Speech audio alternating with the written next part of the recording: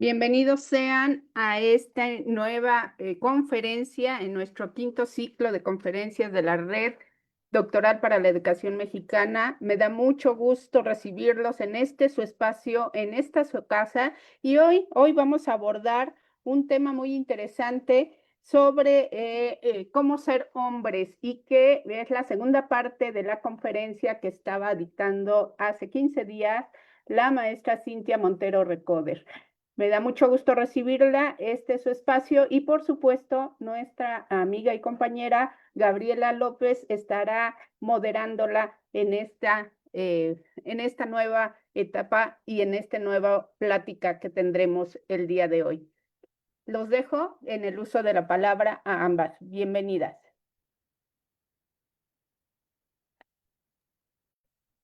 Muchas gracias, doctora Covadonga. Es un gusto y pues antes que nada, bienvenidas y bienvenidos nuevamente a esta segunda parte de nuestra conferencia magistral, la tiza colectiva.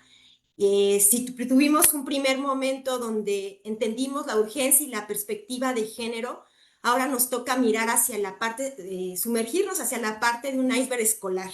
Vamos a ir conociendo varios conceptos y creo que algo muy importante es que las reglas invisibles que dictan y qué significa ser hombre dentro de la escuela. Nos toca hacernos preguntas que nos van a llevar a fortalezas y creo que son preguntas muy necesarias. ¿Cuántas veces hemos confundido nuestra fortaleza con silencio emocional? Como educadores, nos duele aceptar que el modelo tradicional de masculinidad a veces se puede mutilar y mutila la sensibilidad de nuestros niños y jóvenes. Para mí es un gusto y un honor compartir nuevamente con la doctora Cintia Montero, quien tengo el gusto y privilegio de conocer no solo de manera profesional, también de manera personal. Es una persona que va más allá del humano, dedicada, que además ha compartido conocimiento con sus colegas. Es una persona que aprendemos con ella, dado que tiene un compromiso muy grande y absolutamente con la educación. Hoy nos convoca para poder aprender de ella y poder responder preguntas. ¿Qué vamos a aprender hoy? ¿Qué nos quiere enseñar? ¿Por qué es importante este tema? Sin más preámbulo, los invito a que podamos conocer qué es la tiza colectiva. Que esta tiza nos lleve a señalar, que no nos lleve a señalar culpables, sino para extender la luz en un salón de clases, demostrando que cuidar, expresar emociones y cooperar son también virtudes masculinas. Sin más que decir, doctora Cintia, el espacio es suyo y por favor, bienvenida y ahora la recibimos con un fuerte aplauso. Muchas Ay, gracias por permitirme acompañarla. muchísimas gracias por este recibimiento, realmente es muy emotivo y te lo agradezco mucho. Bien, quiero agradecer profundamente a la Red Doctoral por abrir este espacio de diálogo, de reflexión y de encuentro, sí, de encuentro académico, así como a todas las personas que hoy me acompañan con su tiempo, con su escucha y su disposición. Esta charla nace de la convicción. Sí, nace de la convicción de que la educación tiene una capacidad de ayudarnos a mirar nuestra realidad. eh, Permítanme tantito, de ayudarnos a mirar nuestra realidad. Así que como profesora, madre, como cuidadora, parte de esta comunidad, pues considero que es importante reflexionar sobre estos temas. Entonces, pues bien, ya dieron el nombre de título de esta charla. A ver, estoy teniendo un poco de dificultades. ¿Ya? Aquí está. Eh, Se llama La Tiza Colectiva y bueno, estaremos viendo por qué es la tiza colectiva. Como subtítulo, Educar para otra forma de ser hombres. Pero antes quiero señalar, sí, que mi intención en ningún momento es pretender decirles cómo deben de ser los hombres, ¿no? Ni mucho menos, como lo dijo la maestra Gaby, señalar culpables.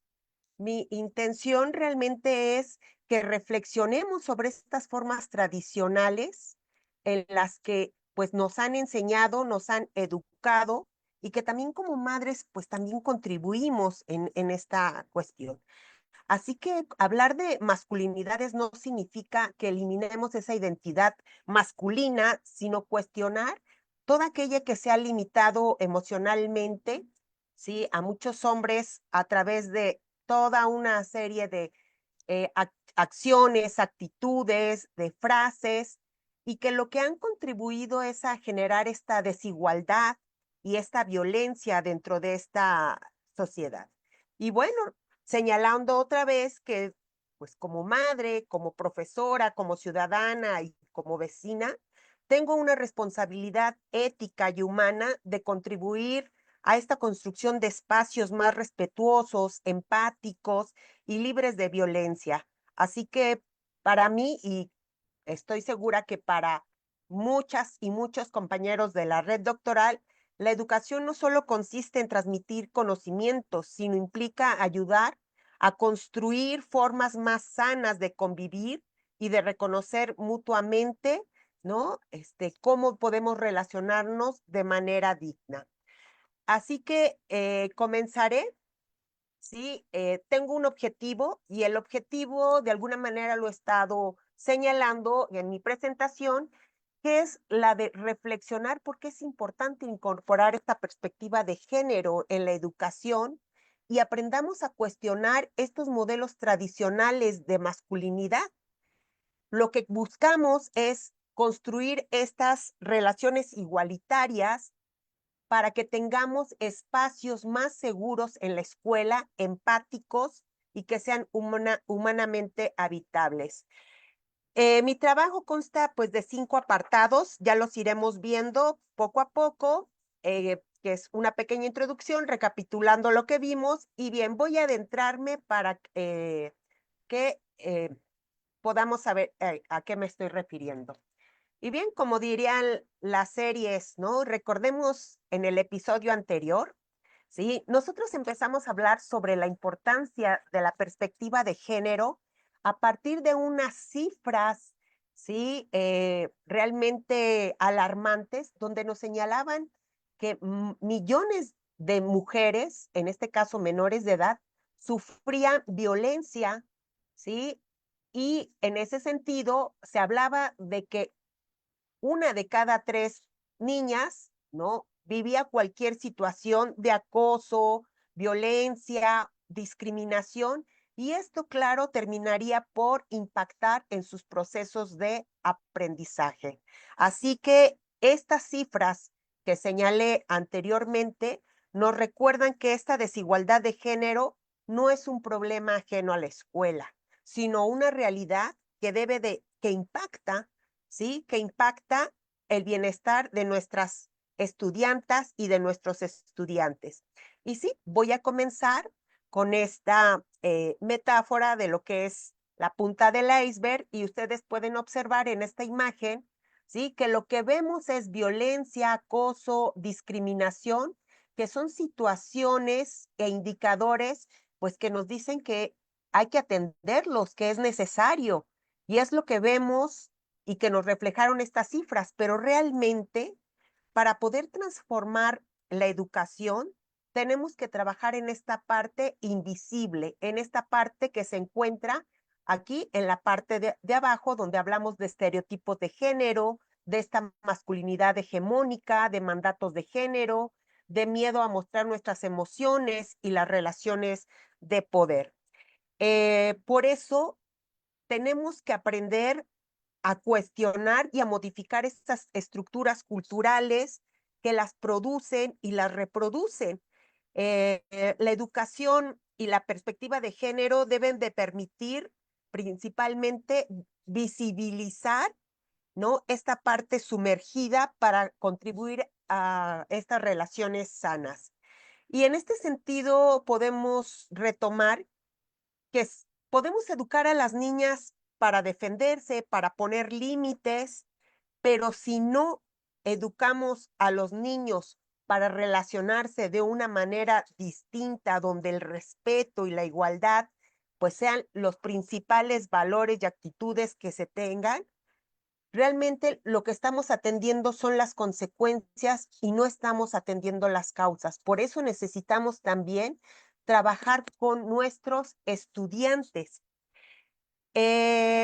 Y por lo tanto tenemos que buscar respuestas y comprender que estas desigualdades también nos van a obligar a mirar, ¿sí?, aspectos fundamentales como estos modelos de masculinidad que nuestra sociedad ha construido y que la escuela muchas veces de manera inconsciente lo sigue reproduciendo. Así que comienzo con una pregunta que dice, ¿qué significa en la actualidad ser hombre dentro de la escuela y cómo impacta estos modelos de masculinidad en la convivencia, en el aprendizaje y la construcción de vínculos?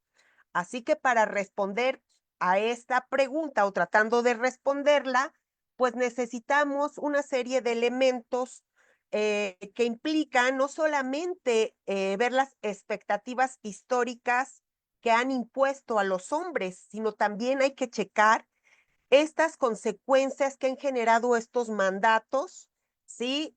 En la cuestión emocional, en la cuestión académica, en la cuestión social, tanto de niños, adolescentes y jóvenes. Por lo tanto, hablar de nuevas masculinidades no significa desplazar la discusión sobre la igualdad de género, sino profundizar, reconociendo que la transformación educativa requiere involucrar a todas las personas, ¿sí? Tanto hombres como mujeres o intersexuales. Recuerdan que habíamos hablado de los 3 sexos y a todos los géneros que existen.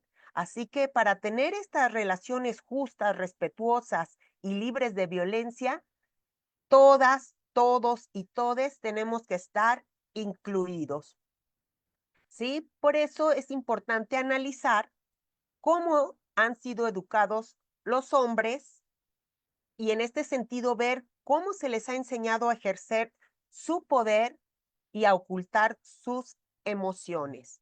Bien, y para esto voy a hablar sobre las consecuencias de cómo de al invisibilizar toda esta situación, pues ha generado realmente consecuencias más que resultados favorables. Y en este sentido, cuando hablamos de las emociones, pues generalmente enseñamos a reprimir a los niños sus emociones y siempre estamos señalando que las niñas son más sensibles. Esto también lo que hace es limitar también las emociones de los niños o decirles que sientan vergüenza por el miedo, por la tristeza o por sentirse vulnerables. Y al final, esto lo que va a ocasionar es una baja autoestima, las dificultades que van a tener para expresar sus emociones, ansiedad, frustraciones o aislamiento emocional. Y aquí la pregunta que hago para que podamos reflexionar es, ¿cuántas veces hemos confundido fortaleza con silencio emocional?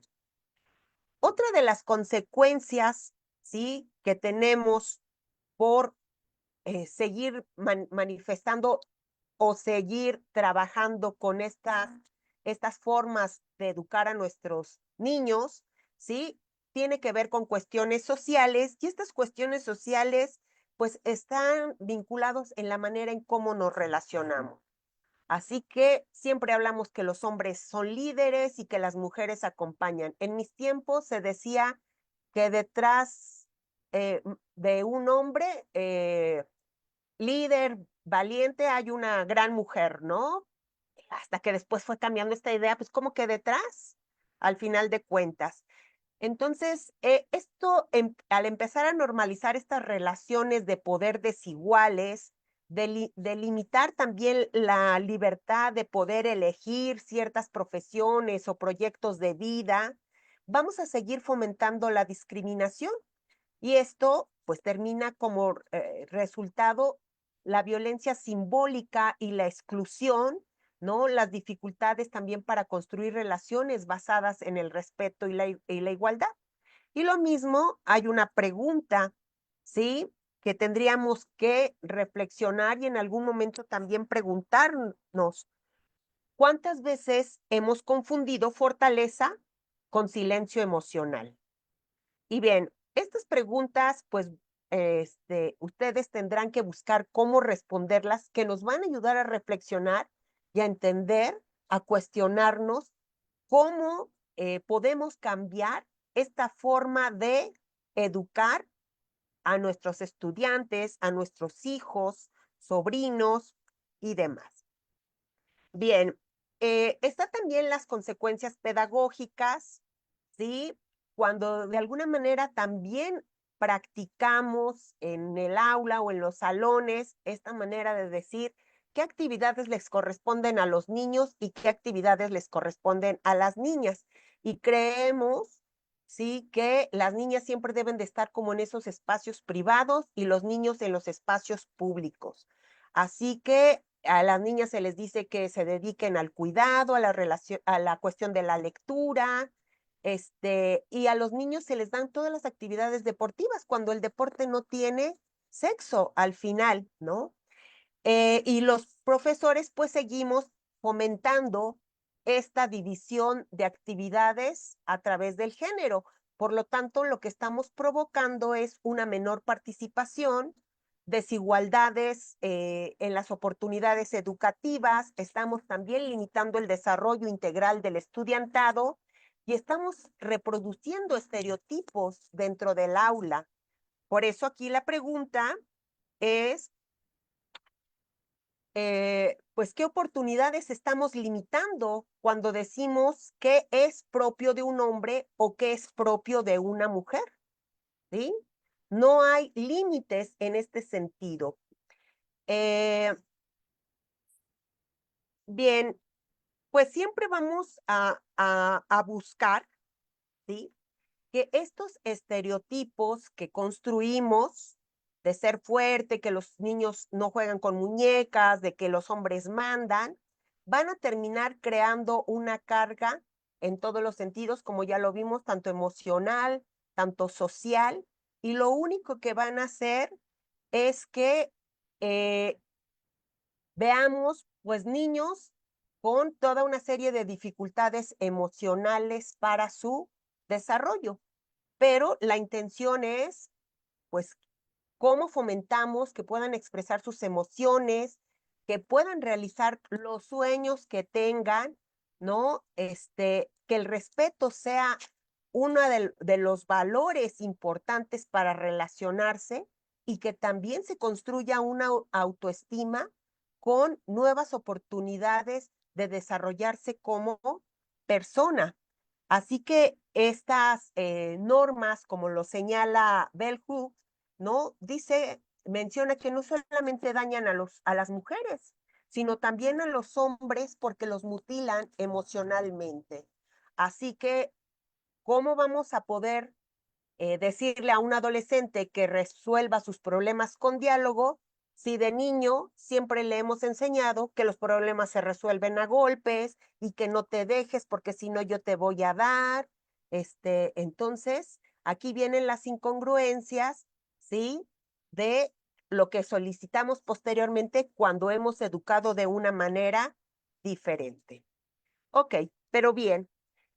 Sí, tengo un marco teórico que lo que busca es tratar de desnaturalizar estas masculinidades, ¿sí? Porque al final de cuentas son producto de una cultura, son producto de una sociedad y por lo tanto, como son producto de esta cultura, porque recuerden que la cultura se aprende, se crea y se produce, las podemos transformar.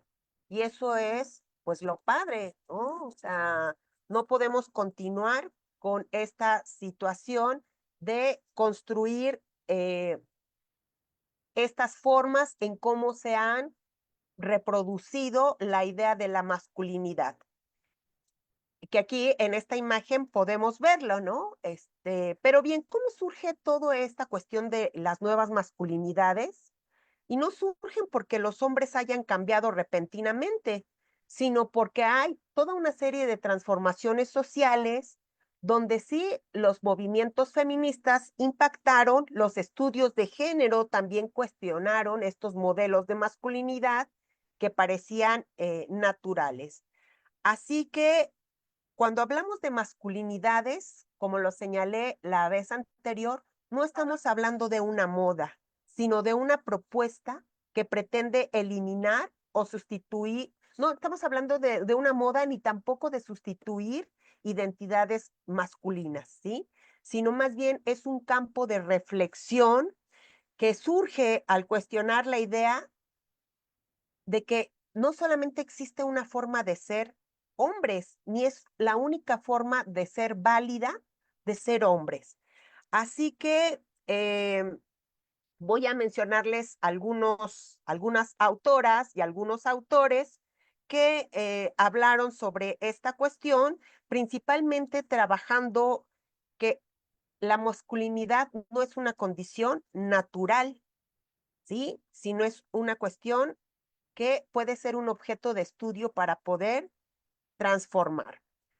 Así que comienzo con Rewin Connell, perdón, quien desarrolló el concepto de masculinidad hegemónica y quien va a explicar que pues existen distintas o múltiples masculinidades, no solamente la que tiene el poder, la que ejerce violencia o la que controla, sino existen diversas. Vamos a tener a Michael Kimmel, ¿no? Quien nos va a decir que esta identidad masculina se va a construir a partir, ¿sí? De que siempre los hombres tienen que demostrar que son hombres. Y por eso muchas veces vemos golpeándose a los chicos porque tienen que demostrar que yo soy más hombre que tú y por eso yo te pego, ¿sí? O yo recuerdo cuando estaba en Jalalpa, cuando iba en el camión, yo siempre veía la cara de los adolescentes como enojados, eh, demostrando demostrando que tenían que verse más fuertes para que nadie los debilitara o los viera vulnerables. Así que, pues, al decir que la masculinidad generalmente los hombres tienen que estarla aprobando constantemente, esa presión que existe, ¿sí? Va a llevarnos a conductas violentas. Rita Segato, ¿no? Alguien que en algún momento hablaremos de ella, pues ha mostrado que muchas formas de esta violencia masculina no responden a conflictos individuales, sino tiene que ver con mandatos culturales y es una cuestión estructural, que es la que tenemos que transformar. También, pues vamos a hablar de Bell Hook, que bueno, aquí no está, pero va a advertirnos que el patriarcado, ¿sí? Tiene que transformarse sobre todo para evitar todas estas emociones que dañen y perjudiquen a los hombres. Por lo tanto, pues vamos a ver la escuela como ese espacio de cambio, la escuela donde se deben de ampliar las posibilidades para transformar estas formas en las que hemos aprendido y que han reproducido estos modelos de género y también pues ver cómo podemos construir estas nuevas masculinidades, ¿sí? Como una invitación para ampliar otras maneras de cómo relacionarnos entre hombres y mujeres, sobre todo basadas en cuidados, en empatía, en corresponsabilidad, en el respeto y en la igualdad. Bien, vamos entonces con una cuestión de hacer visible lo invisible. Y aquí quiero ver cómo la escuela nos ha ayudado a reproducir estos estereotipos y por lo tanto, pues a reflexionar y a visibilizarlos para poder transformarlos. Esa es la intención, sobre todo de este apartado. ¿Qué es lo que vamos a hacer para ya no seguir reforzando estos estereotipos y estos roles de género. Así que nos vamos a convertir en investigadoras e investigadores de nuestra propia aula. Y lo que necesitamos son herramientas sencillas de diagnóstico que nos permitan analizar día con día, ¿no? Con estos ojos críticos de qué es lo que estamos haciendo en esta construcción, como ya lo señalé, de estereotipos. Así que algo que tenemos que ver es que hemos invisibilizado, porque consideramos que es tan normal, las rutinas diarias donde decimos cómo deben de ser las niñas y cómo deben de ser los niños. Visibilizar significa justamente quitarle el disfraz a esta rutina. Debe de ser un acto de investigación activa. Así que como maestras, maestros, como padres y madres de familia, debemos de detectar qué estamos haciendo, ¿sí? Para seguir reproduciendo esta masculinidad tradicional que daña a nuestros niños, ¿sí? Y por lo tanto, pues vamos con esta cuestión de qué es lo que estamos haciendo. ¿Cómo enseñamos, sí? Y cómo seguimos reproduciendo estos estereotipos en nuestra escuela. Pues bien, a través de este currículo oculto, cuando decimos que los hombres son más fuertes o que los niños son inquietos por naturaleza, que los hombres no lloran, defiéndete como hombre, las niñas son más ordenadas, los hombres sirven para las matemáticas y la ciencia y las niñas para las ciencias sociales y las humanidades. Eh, Esto no viene en los libros de la SEP, pero sí lo empleamos a veces, ¿no? La manera en cómo educamos, cómo nos referimos a nuestros estudiantes y estudiantas, y lo soltamos sin pensar, sin reflexionar, y con esto vamos moldeando una armadura en los varones. Eh, y si se dan cuenta, en esa armadura que estamos construyendo, lo que hablamos es de fuerza, de competencia, de control emocional y de liderazgo. Otra de las cuestiones también es estas expectativas que tenemos como docentes, ¿no? Donde toleramos más la agresión de los niños porque consideramos que es natural. Esperamos que los varones participen más en las actividades deportivas, en las canchas abiertas, y las niñas pues se sienten a platicar.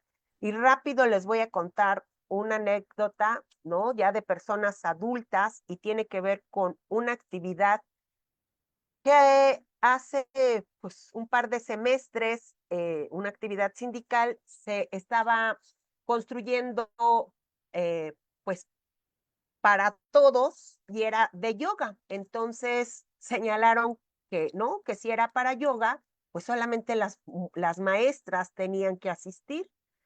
¿Sí? Y comentaron, bueno, ¿y los maestros que no van a ir a esa actividad? Dijeron, bueno, que ellos se sienten alrededor para mirar, ¿no? O sea, imagínense qué escena tan horrible hubiera sido esa. Y posteriormente dijeron, no, pues que los maestros jueguen fútbol mientras las maestras hacen yoga. O sea, cuando las actividades, ya lo señalé, pues las actividades son tanto para hombres como mujeres. El deporte no tiene sexo, ¿sí? Así que en ese sentido, pues seguimos fomentando, ¿no? Estas ideas específicas de pues regular o de ocultar los sentimientos de los niños y toleramos desórdenes y demás, mientras que con las niñas estamos esperando que no se enojen, que no cuestionen, que se comporten como algunas personas he escuchado decir, compórtate como niña, ¿no? Como si estuviera ya caracterizado los comportamientos de cada uno y de cada una. Bien, también los espacios escolares, como ya lo señalé, pues siguen estando, ¿no?, dominados por ciertos estudiantes. La idea de los líderes escolares suelen asociarse generalmente a características masculinas, porque tienen la voz más fuerte, porque supuestamente pueden tener más el control, ¿no? Y los trabajos de borrar el pizarrón, de llevar pues como los trabajos lindos, bonitos, pues se los dejan a las niñas. Bien. Entonces, los materiales educativos dentro de los libros siempre vamos a ver hombres como científicos, políticos y héroes, mientras a las mujeres las vamos a ver como madres, maestras o cuidadoras. Y en ese sentido, pues sería muy importante que analizáramos los libros de texto para ver estas imágenes de cómo están representados los hombres como las mujeres. Y a partir de ahí, pues bueno, también hacer una crítica, y si bien en este momento no se puede cambiar, pues sí podemos hablar de muchas mujeres científicas, políticas, heroínas, y también podemos empezar a enfatizar en actividades en los niños que sean cuidadores, ¿no? Y en esto, pues, eh, recordé, ¿no?, que yo tengo estudiantas que a veces no van a las clases de la 1 o de las 12 porque tienen la responsabilidad de ir por los hermanitos o por los sobrinos, cuando realmente esa actividad debería de ser de toda la familia. Toda la familia tendría que coordinarse para ir por los niños, no solamente dejarlo a las niñas. Bien, y la pregunta entonces es que visibilizar, ¿sí? Visibilizar no es señalar culpables, es prender esa luz en el salón de clases para que los chavos puedan ver que hay otras formas de convivir y de cooperar y sobre todo de ser libres. Así que no debemos delimitar, ¿no?, ni a las niñas ni a los niños. Debemos de buscar nuevas formas de convivencia y tenemos que enseñarlos a respetar sus emociones para que esto repercuta de manera positiva en el aprendizaje. Así que para esto voy a utilizar pues algunos autores que han dado las bases teóricas que explican cómo se construye y cómo se han mantenido esas masculinidades tradicionales para que nos permitan ver otras formas de acompañar a nuestros estudiantes. El siguiente cuadro, pues, nos reúne diversas aportaciones que nos van a ofrecer, pues, caminos prácticos para hacer visible lo invisible y fomentar lo que he estado señalando, repitiendo reiteradamente sobre estas masculinidades más libres, igualitarias y respetuosas en la escuela. Y bien, tenemos a Pierre Bourdieu, que nos dice, pues, que hemos aprendido cómo ser hombres o han aprendido cómo ser hombres, pero también los profesores seguimos reproduciendo esos patrones. Por lo tanto, como sabemos que es una reproducción cultural, pues tenemos que transformarla. Así que la dominación masculina ya no debemos de perpetuarla porque no es natural. En el caso de Rewin Connell, ¿sí?, ya nos dijo que hay diversidad de masculinidades y por lo tanto la escuela muchas veces solamente premia ciertas actividades como el niño que no llora, el niño que es fuerte, el niño que está corriendo en todos los espacios. Y en este sentido, pues rechaza las cuestiones femeninas cuando ellas hacen esta cuestión o se utilizan algunos adjetivos haciéndolas ver como si actuaran como niños, ¿no? Michael Kimmel nos habla de que los hombres pues buscan esa aprobación, pero aquí lo interesante es que nunca debemos de sancionar estas sensibilidades o vulnerabilidades masculinas con burlas ni con una exclusión social. Así que, pues realmente tenemos que aprender cómo podemos también halagar esas emociones para no reprimirlas y las puedan expresar. Bell Hook, ¿no? Igual nos dice que enseñarles a los niños que pidan ayuda cuando se sientan mal y que no usen la fuerza para resolver sus conflictos y constantemente checar nuestro lenguaje y la manera de cómo nos conducimos hacia ellos sin atacarlos. Daniel Gavarro, perdón, dice que la escuela debe de construir masculinidades igualitarias y en ese sentido tenemos que enseñarlos a ser empáticos, también a cuidar de los demás, a manifestar sus expresiones emocionales y a resolver de manera pacífica cualquier tipo de conflictos.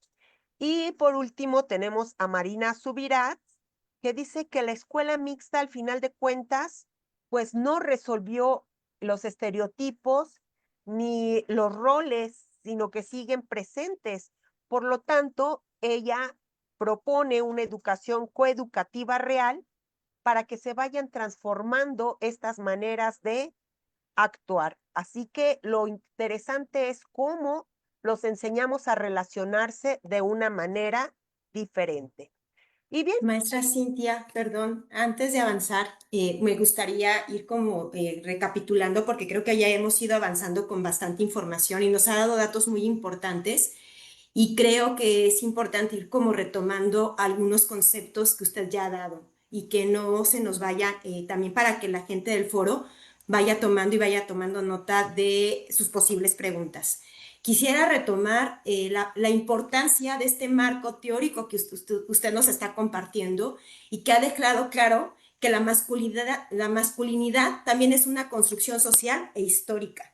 Todo este proceso que se ha llevado a cabo dentro de las aulas nos ha hablado de arquetipos y de masculinidades que la misma sociedad ha obligado al hombre a reprimir emociones y que probablemente de alguna manera invisible en el aula las docentes y los docentes reproducimos sin querer, ¿no? Y entonces esta parte de justicia para poder transformar la masculinidad, para que las sociedades realmente tengan un cambio en el presente y en el futuro.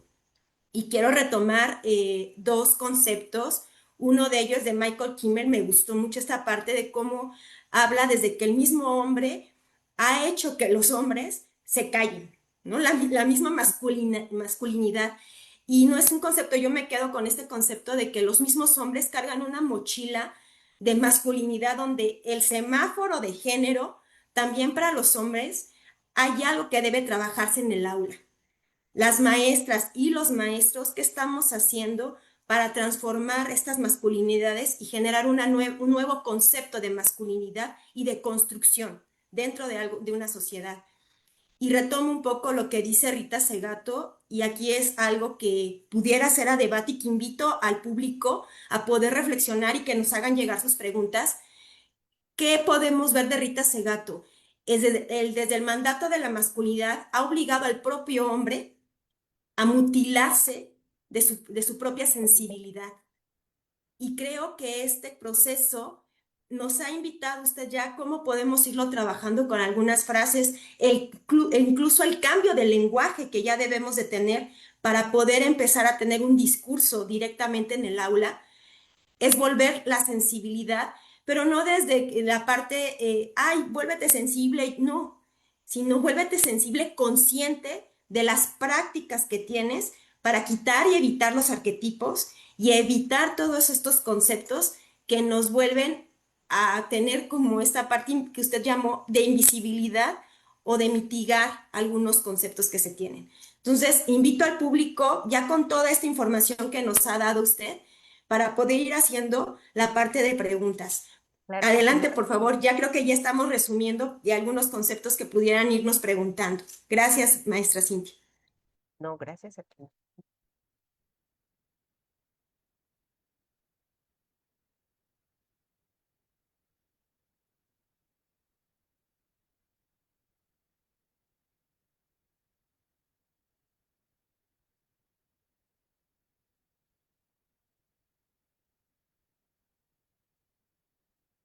Mientras hay Adelante, maestra preguntas, Cintia. Adelante. sí. Mientras hay preguntas, sí quisiera señalar que sería muy importante que como una actividad en esta caja pues de herramientas, ¿no? Además de observar constantemente cómo actuamos, qué frases decimos, ¿sí? De cómo convertirnos en estas investigadores e investigadoras, pues podamos construir un semáforo pues con nuestros mismos compañeros y compañeras y también con con nuestras estudiantas y estudiantes, un semáforo donde podamos visibilizar todas estas cuestiones, ¿sí? Que reproducen estereotipos en el rojo, en el verde, pues generar nuevas maneras de, pues de relacionarnos, ¿no? Y en amarillo, pues las cuestiones que estemos cuestionando para analizar qué tanto afecta la relación y que no sea pues empática.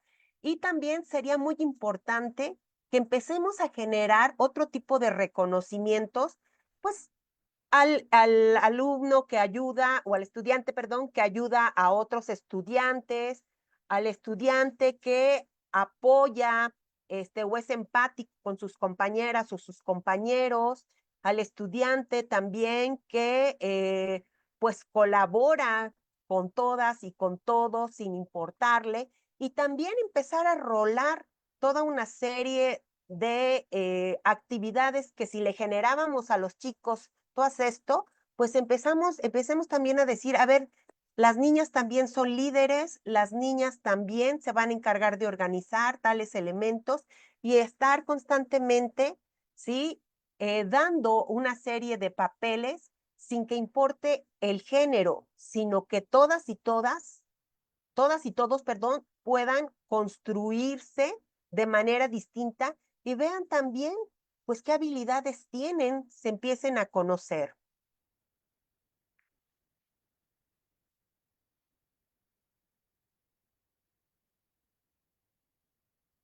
Y sí, también como lo decía Gaby, pues también construir una mochila donde los niños pongan en esa mochila qué cosas que les han enseñado en casa o la sociedad o en la misma escuela les pesan para que se den cuenta, ¿sí? Las tengan presentes y en algún momento, pues, reflexionen y digan, a ver, a mí sí, yo sí lloro cuando me siento mal y quitarlo de esa mochila. A mí sí me gusta, pues, hacer trabajos manuales y usar pinturas y demás. Entonces, ir vaciando esa mochila para que pierda ese peso que la misma sociedad pues ha impuesto. Entonces, serían actividades que podríamos estar implementando también de acuerdo a las edades del estudiantado, pero nos ayudarían mucho a ir transformando.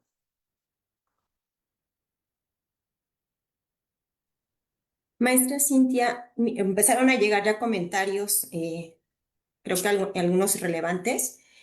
La maestra Anita Pérez nos está diciendo que ella está convencida en que para romper los ciclos de violencia sistemática hay que educar la humanidad privilegiando que cada uno sea lo que es, no lo que los demás quieren que sea, más que separarnos y enfrentarnos entre géneros, ya que la violencia es cultural y sistemática.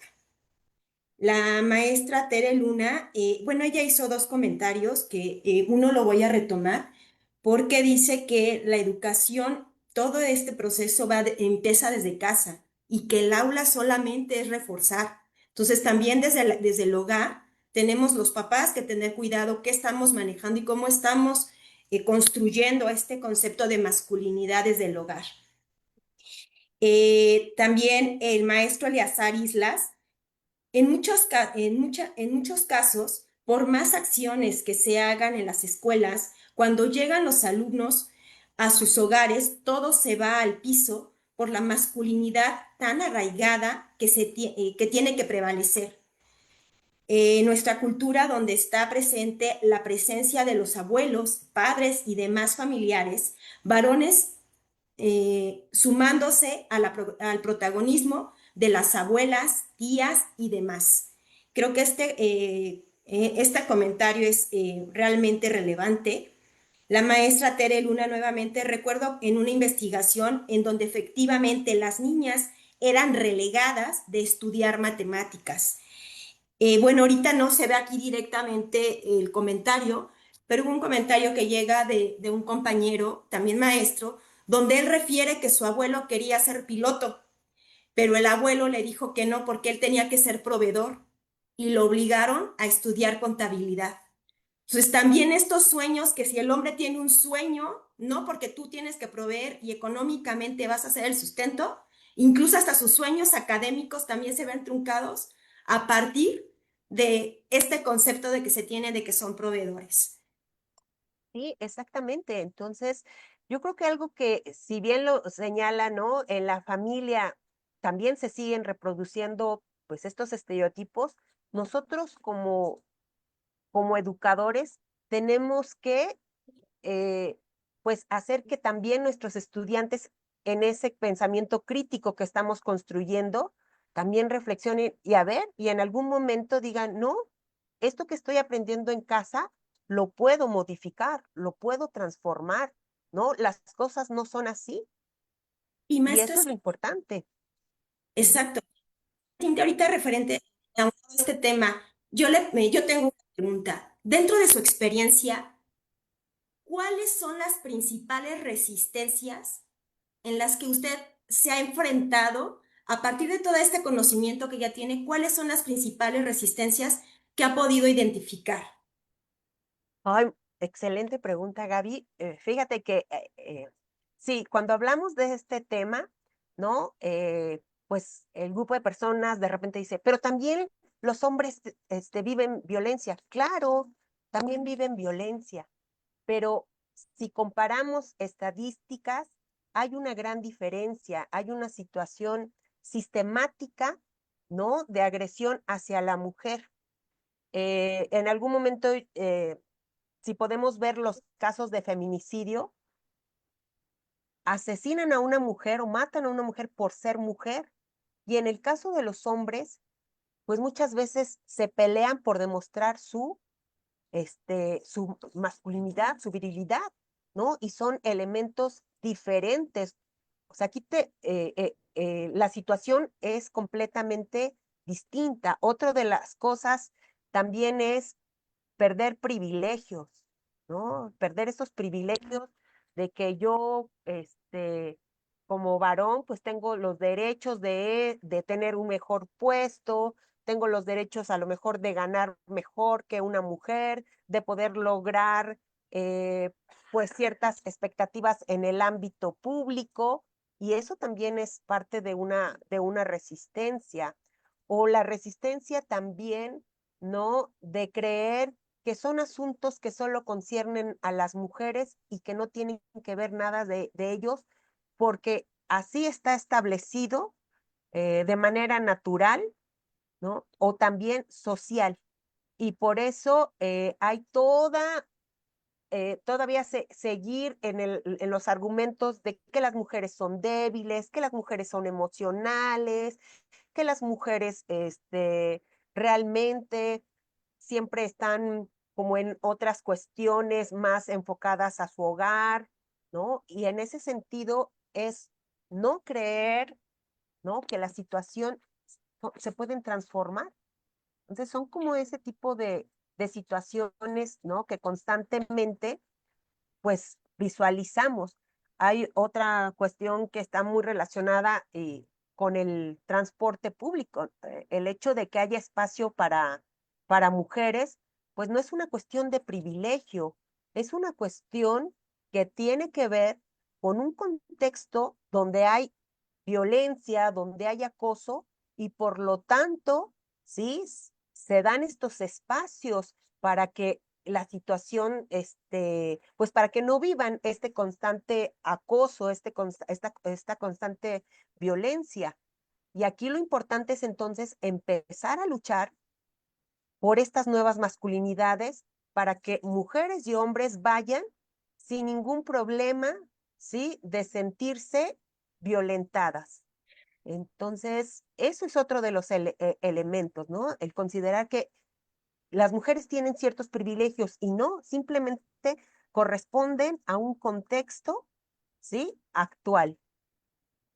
Ahorita escucharla me hizo recordar tanto a Lamas como a Lagarde. Quisiera recordar a Lamas. Hubo un momento en una conferencia que tuve el privilegio de estar con ella y escucharla.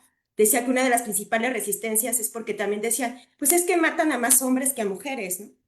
Sí, probablemente las estadísticas te dicen que matan más hombres o que podemos encontrar día a día hombres asesinados y una mujer.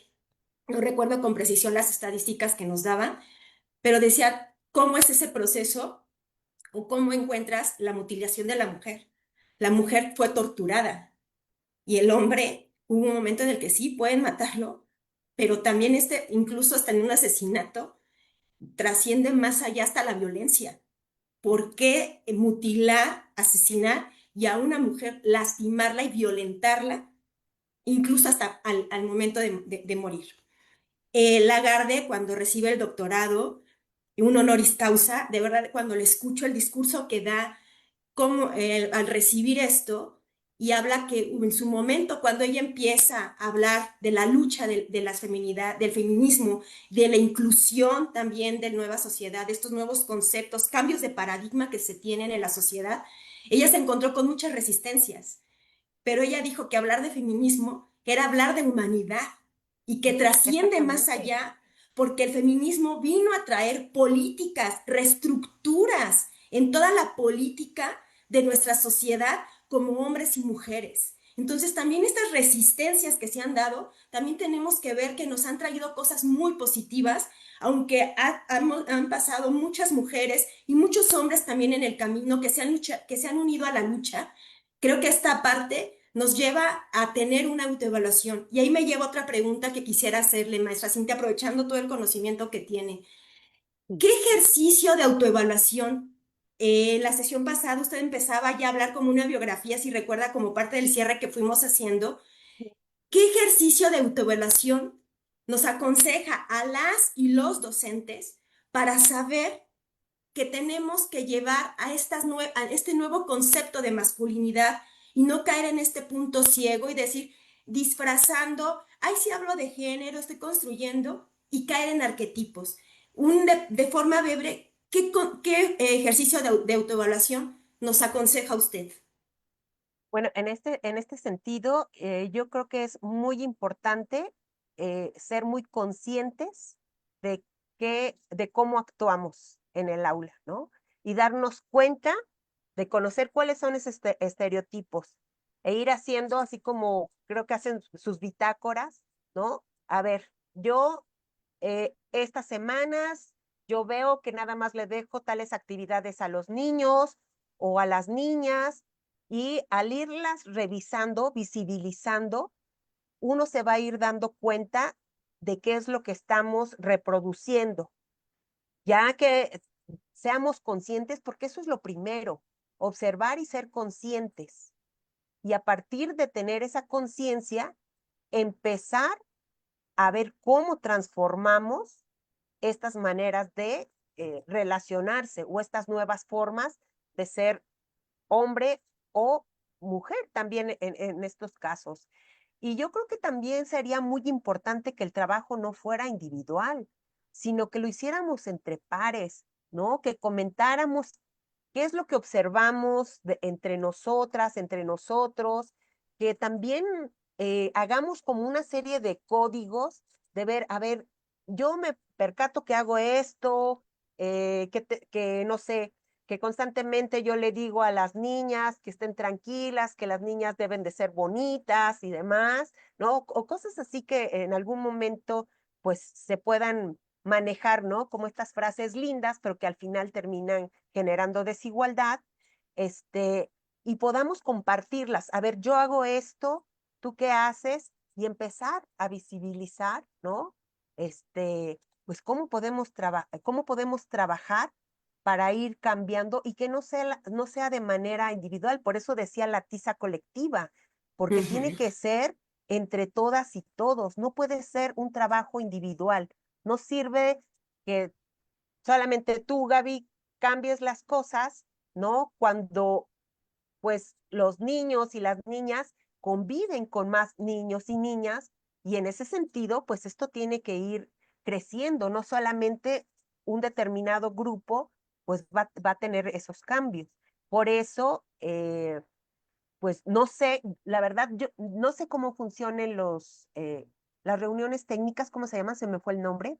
Los consejos Los técnicos. consejos técnicos. Entonces, en algún momento también llevar toda una serie de propuestas para trabajar estas cuestiones, ¿no? Construir estos semáforos, construir toda una serie también de códigos de respeto.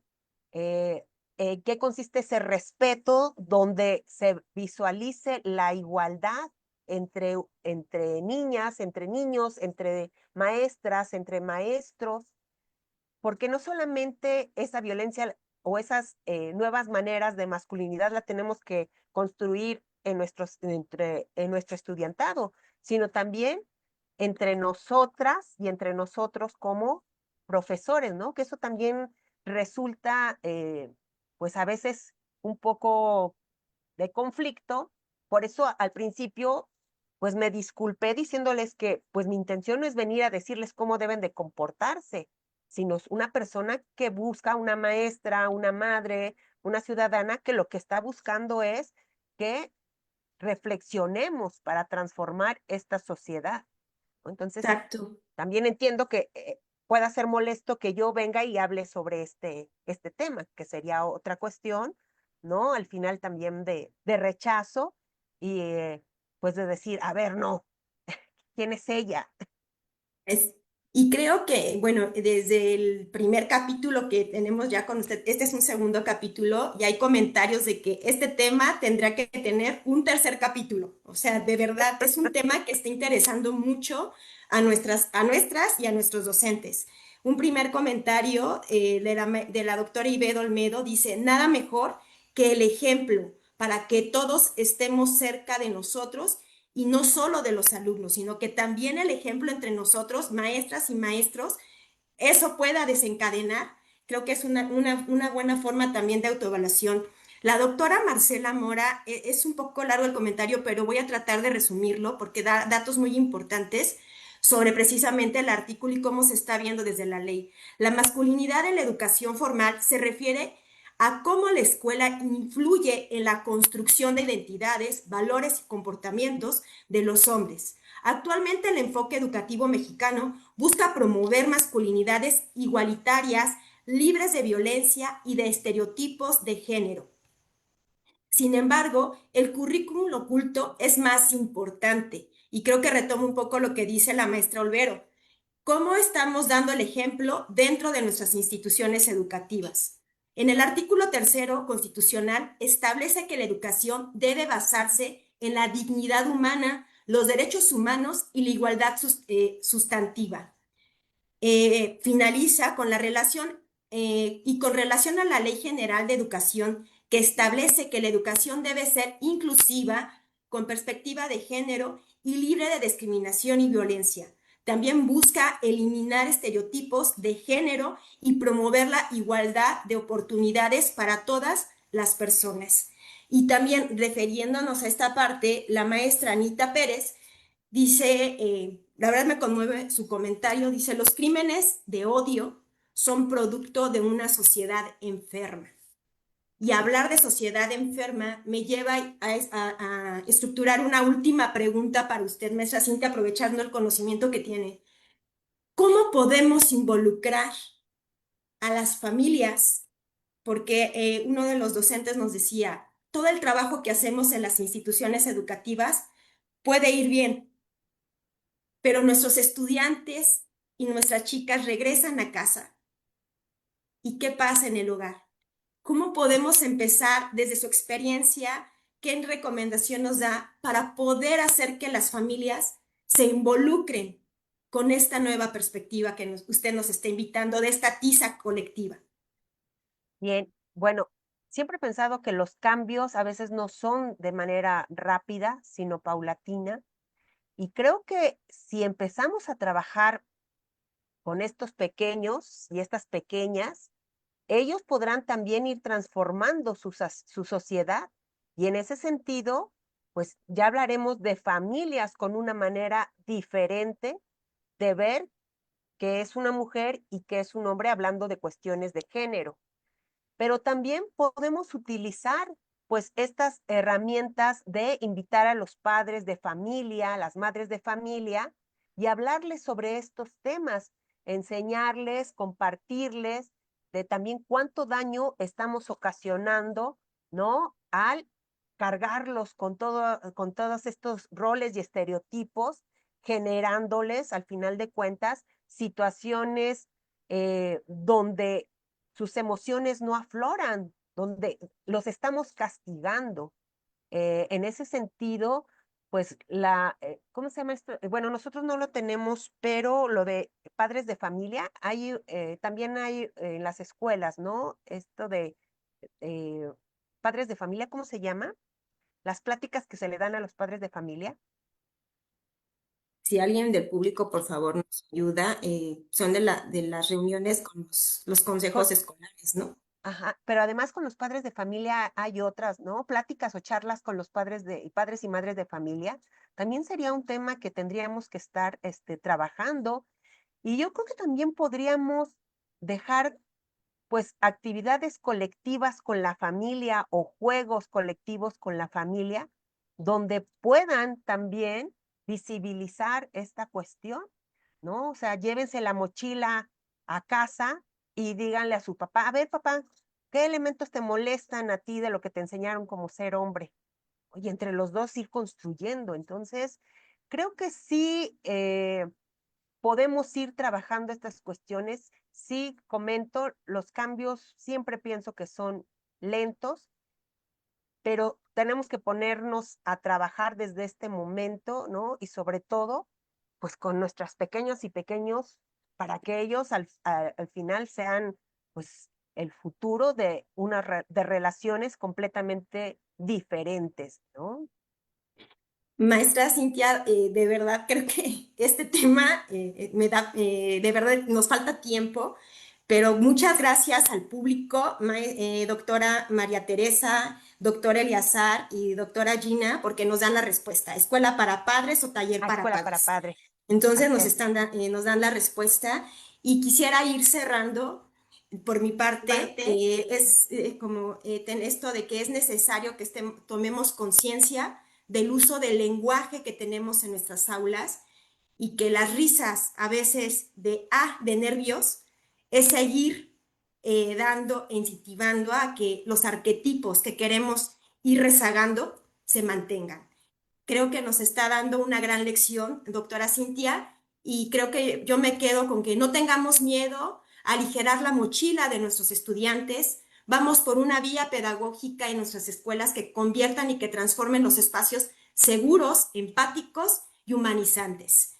Por mi parte, yo le agradezco el poder haber colaborado con usted y si nos puede dar una frase para despedirnos, doctora Cintia, por favor. Pues bueno, reitero que la tiza colectiva, ¿sí? Es trabajo de todas y de todos.